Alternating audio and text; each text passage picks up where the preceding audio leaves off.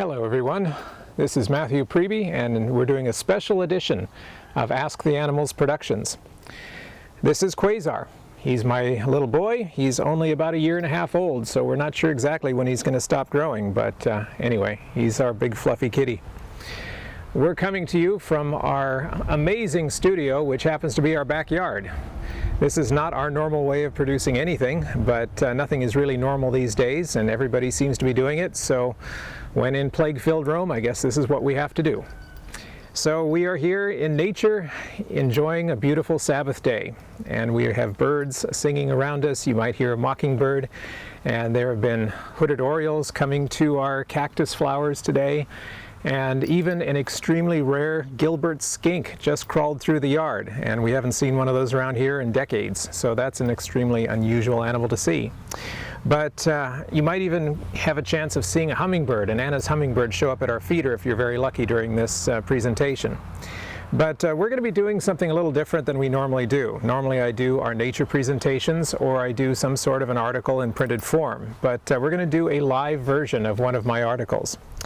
And little Quasar is going to be very antsy, and he's going to leave pretty soon, but we are very interested in this very devastating virus that is going around these days, destroying our way of life, and so we're going to take a look at that in a presentation called Cause Leads to Effect. And normally we do it in printed form, and that will be available. So if you're wanting a lot of the footnotes and evidences for the various things that we'll be discussing today, go to our printed versions of this. It'll be available on asktheanimals.com as well as dennispriebe.com. Both places you will find it underneath the free documents. Some of what I say today might surprise you and challenge what you have heard from other sources. And if you want the evidences for it, please go and look at our printed documents where we have the various footnotes. So I'm going to let Quasar go now, enjoy himself, as we take a look at cause and effect. There is likely not a single person hearing these words who is unaware of the new reality in which civilization finds itself. New terms such as social distancing, shelter in place, and community spread have already entered our popular lexicon. By far the most sinister new word, however, must be pandemic. An ugly word that represents an even uglier threat of mass disease and death. The disease causing all this fear and disruption is called COVID-19. It is spreading worldwide and seems to overthrow every effort to stop it. Many people who contract it survive without undue difficulty. Many people become badly sick before recovering. And some people die despite all the efforts made to save them. Is this the worst disease ever to plague humanity? Of course not. Other pathogens throughout history have had higher lethality rates or more gruesome symptoms. Does that make the anguish and suffering of those infected or their families any less now? Hardly. This is a terrible crisis that is ruining people's lives, either physically, mentally, or financially. And the death tolls will only be certainly determined by history. If ever we needed proof that this world is not our true home, it is times like these that show the misery of a world run by Satan.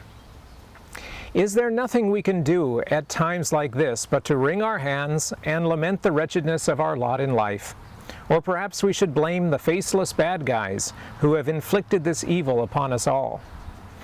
I have already heard countless versions of who started this current pandemic, with detailed descriptions of the motives and methods of those responsible. Unfortunately, no two versions agree, and attempts to prove any of them bog down into endless speculation and rumor. I will not chase those theories, since the real source of this virus is already well established. In Asian cultures, we find a gruesome tradition known as wet markets. Animals captured in the wild or raised in captivity are brought to these marketplaces and kept alive for buyers to choose from. The conditions are frightful. The sanitation is horrible, and the methods of slaughter are brutal. I will not go into too many details because these places really are the worst of the worst, and it gets really graphic. For those doubting Thomases who need to see to believe, just Google wet markets and then see if you can forget what you find. These vile places have been around for a long time, but increases in global trade and smuggling have allowed more species to be marketed than ever before. Combine this with a rising affluent class and a capitalistic urge to buy anything novel that is offered, and we have a booming business based upon death. The animals killed in these markets suffer in every way possible. They are ripped from their wild homes or raised in squalid conditions. They are transported in shocking ways and crammed into cages or hung on display. The animals are often killed in front of the buyer to guarantee freshness or to fulfill some mystical ritual. Some buyers want exotic flavors. Some want the supposed medicinal benefit that different animals are supposed to confer. None of this matters to the animals. The only thing that matters to them is that they are tortured and killed in satanic ways, and then their existence is over, wasted and pointless. But that's not the end of it for humanity. During this process of corruption and degradation, a strange thing is taking place. Diseases carried by the animals, usually not terribly dangerous to themselves, are being transmitted from them to us. The humans involved end up carrying these novel diseases to other humans, and pandemics are born. It is very hard to pinpoint the source of these diseases, but our current crisis could have originated from bats. How? Now, some people may assume that a bat landed on a human's neck, sucked out the victim's blood, and then infected them. But of course, that never actually happens. You can take a look at some of my other presentations on mammals and bats to find out the truth about bats. Vampire bats do not do what vampire bats are said to do. In reality, the bats are killed for customers' exotic dining pleasures after having suffered greatly. So the real victims in these markets are the poor bats. There are a couple other candidates and scenarios for the source of this disease, such as pangolin meat. But regardless, it is clearly from some form of animal to human market transmission. Our society's acceptance of these markets is the reason COVID-19 is ruining our lives. Toleration of animal abuse is directly responsible for the hundreds of thousands of humans who are now dying. Cruelty to animals has translated directly to suffering of people. Any other interpretation of events is a denial of reality. Animal abuse leads to human suffering. But surely this is an isolated disaster, a regrettable but unavoidable incident. There's nothing we can do about it, but that is not the case. It not only has happened before, but it has happened repeatedly. Let's briefly look at a few examples. Number 1, SARS coronavirus, first identified 2003. Source: masked palm civets imprisoned in live animal markets of southern China. Number 2, H1N1, also called swine flu, first identified 2009.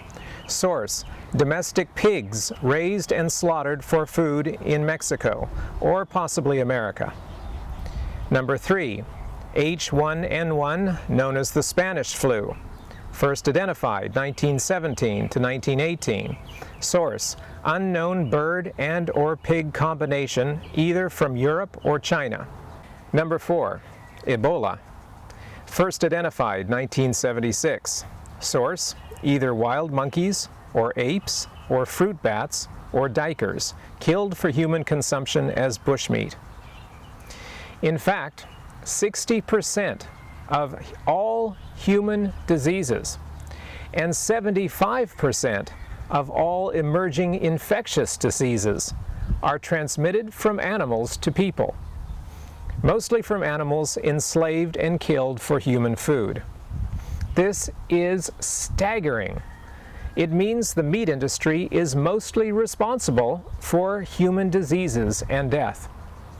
Animal exploitation leads to human disease. Perhaps this should not be surprising. Eating animals has been a cause of suffering and death since the beginning of time. No animal was allowed by God to be used for food until after the flood. Many corrupt people before the flood killed animals in defiance of God's will, and eating animals, quote, rendered them still more cruel and bloodthirsty until they came to regard human life with astonishing indifference, unquote. Patriarchs and Prophets, page 92. After the flood, certain animals were allowed as food in the devastated new reality, but only a few species were permitted, and no blood was allowed under any circumstances. See Genesis 9, verse 4. This not only maintained the highest health standards possible when eating corpses, but made it as unpleasant a diet option as possible, and therefore discouraged meat gluttony. The Bible offers examples of rebellious people eating meat and suffering the consequences, such as Israel and the quail, Numbers 11, and the captives of Babylon, Daniel 1, verses 8 to 16. Some diseases are purely meat-eaters' diseases, such as gout, and most killer health problems are now linked directly to meat, such as heart disease, cancer, stroke, diabetes, obesity, Alzheimer's, etc. Quote, the whole animal creation is more or less diseased. Diseased meat is not rare, but common. Every phase of disease is brought into the human system through subsisting upon the flesh of dead animals, unquote. Counsels on Diet and Foods, page 292. Avoidable meat-caused illnesses kill far more people in modern society than more sensational wars, car accidents, and natural disasters. Meat diets lead to human illness. One of the great threats on the near horizon is the ineffectiveness of antibiotics treating disease. The medical and scientific community have warned us for years, calling it the coming antibiotic apocalypse. Why are antibiotics suddenly losing their effectiveness? The factory farm industry constantly feeds antibiotics directly to farmed animals. Then when humans eat their contaminated flesh or drink their milk, we create an antibiotic resistance in our systems. Society is showing more and more resistance to the effectiveness of our most useful aids in fighting illness. This means that a mild illness will be lethal, and typical treatments won't work anymore. The meat industry leads to human death. Starvation afflicts people around the globe while food is grown and fed to cows and pigs. Those who insist upon a meat diet are taking food out of the mouths of poor people around the world. Meat diets lead to human starvation. Waste from the factory farming industry pollutes many rural areas. People are dying from the pollution of their air and water. Meat industry leads to human contamination. But the underlying crisis is actually much deeper. Meat is the driving force behind virtually every area where humanity is destroying themselves.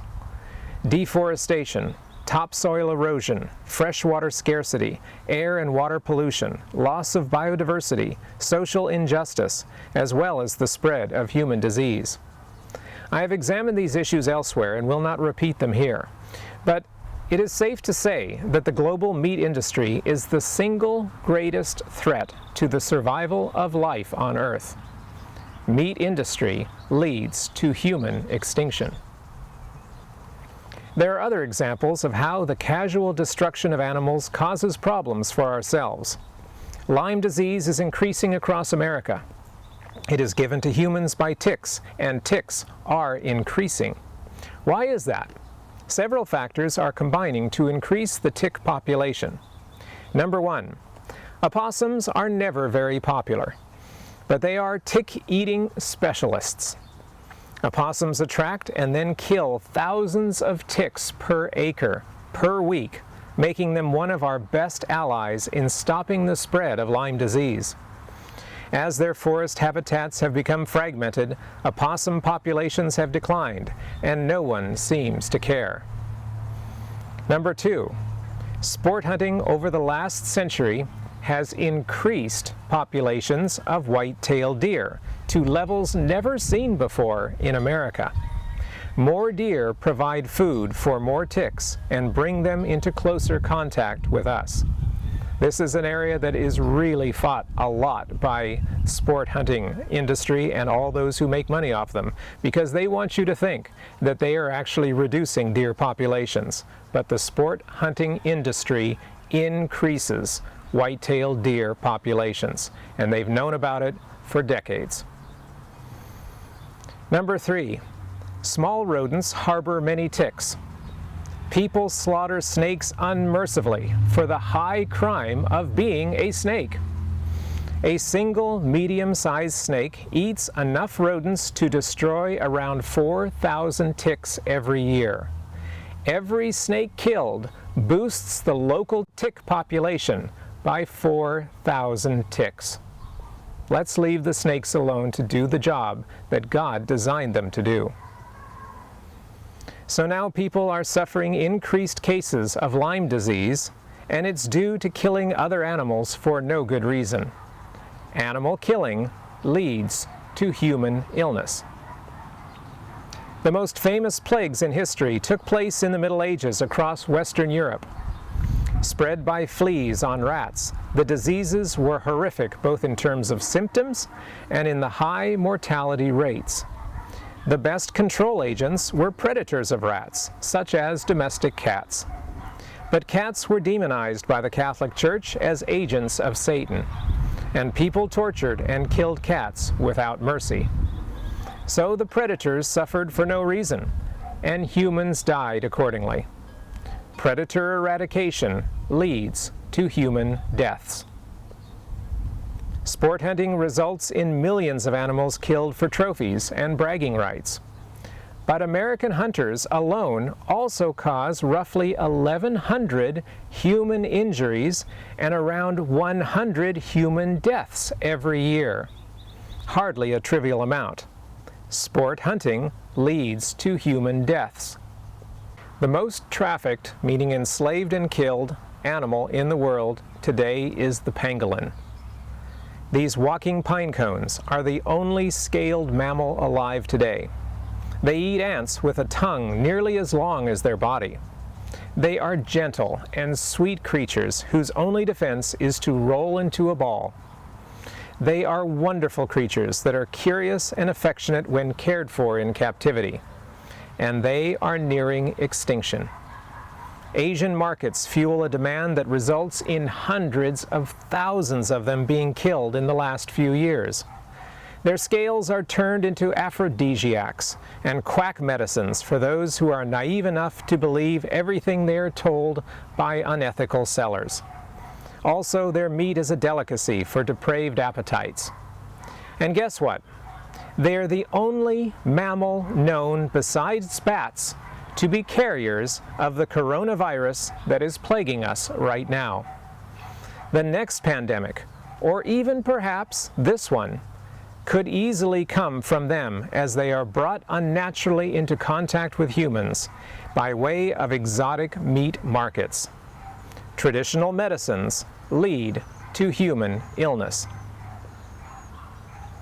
The best way to prevent future outbreaks is to shut down the meat markets for good and stop forcing animals into these horror shows. China closed the wet markets temporarily after the SARS outbreak, but later quietly opened them, leading to our current crisis. China closed the markets recently after the current outbreak, but is already opening them again. In fact, the only changes China has made is to post security guards in the markets to prevent anyone taking pictures of the brutalities committed. China has even recommended to take bear bile as a treatment for the coronavirus. Not only is this a quack remedy that has no chance of stopping the virus, but it perpetuates animal abuse. Bear bile is obtained by imprisoning bears in horrible cages with a permanent tube surgically implanted into their gallbladder. These poor bears spend their lives as bile taps and suffer terribly. Once again, China is shown not caring for anyone. But there is plenty of criticism to direct at our own government. When asked if he would use his influence as president to make sure the disease vector markets would be closed for good, Trump said that this, quote, is not his priority, unquote. Unsurprisingly, the obliviousness of this administration continues. What can we learn from all of these examples? A common attitude among many Christians is that human suffering and animal suffering are two entirely different issues, and that human suffering is vastly more important than animal suffering. Anyone who cares about animals is said to be either wasting their time or showing unconcern for human problems. But this is not true at all. As we have seen, and we could list countless more examples, animal suffering leads to human suffering.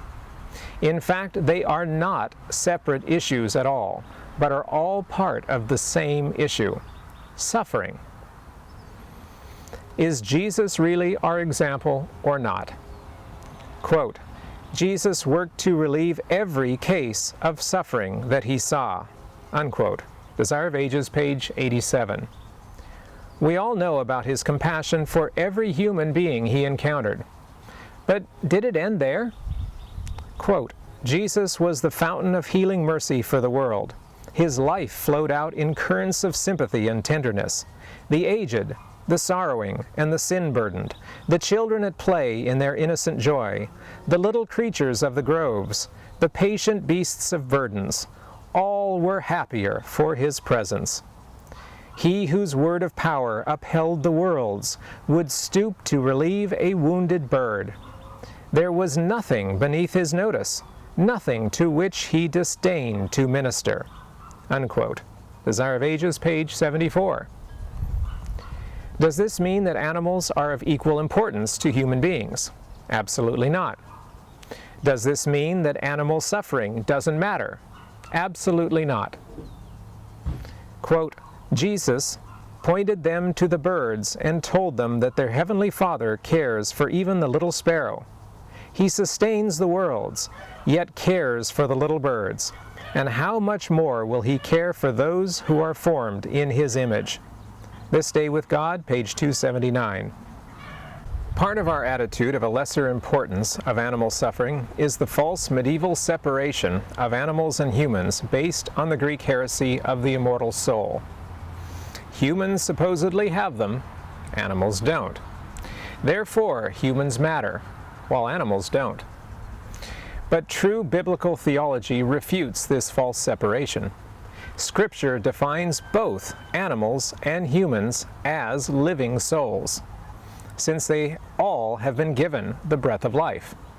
We looked at this in my presentation, Animals, Ethics, and Christianity, in detail, so I will not go over that again here. If we respect the proper value God gave to all life, then we would be unwilling to tolerate any form of abuse, either to animals or humans. God has inspired his messengers to show how we are all related. Quote, For that which befalleth the sons of men befalleth beasts. Even one thing befalleth them. As the one dieth, so dieth the other. Yea, they have all one breath. So that a man hath no preeminence above a beast, for all is vanity. Unquote. Ecclesiastes 3, verses 18 to 19. The Hebrew word translated here as preeminence may be better translated as advantage, as found in several versions. just as we consider death to be evil for us. We should regard the death of other animals to be just as evil for them. Quote, "For man also knoweth not his time, as the fishes that are taken in an evil net, and as the birds that are caught in the snare. So are the sons of men snared in an evil time, when it falleth suddenly upon them." Unquote. Ecclesiastes 9, verse 12.